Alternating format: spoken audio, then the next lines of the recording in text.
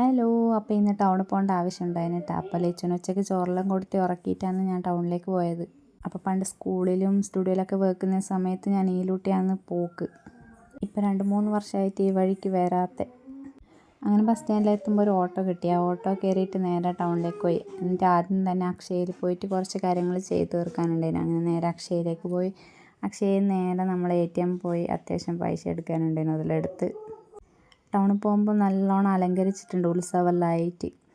അവിടെ നിന്ന് പിന്നെ ബാങ്കിലും പോയി ഇറങ്ങുമ്പോൾ ബസ് റെഡിയായി നിൽക്കുന്നുണ്ട്. അങ്ങനെ ബസ്സിലും കയറി ലച്ചുവിൻ്റെ അവരെ പറ്റിക്കാൻ വേണ്ടിയിട്ട് എന്തെങ്കിലും വാങ്ങണ്ടേന്ന് വെച്ചൊരു കടയിൽ കയറി ഐസ്ക്രീമെല്ലാം വാങ്ങിയിട്ട് നേരെ വരുന്ന സമയത്താണ് അമ്മ പണിയും കയറി വരുന്നുണ്ടത്. പിന്നെ അമ്മേനോട് കുറേ വർത്താനെല്ലാം പറഞ്ഞുകൊണ്ട് നടന്നിങ്ങ് വീട്ടിലേക്ക് വന്നു. വരുമ്പോൾ ഞാൻ തളർന്നായിന്.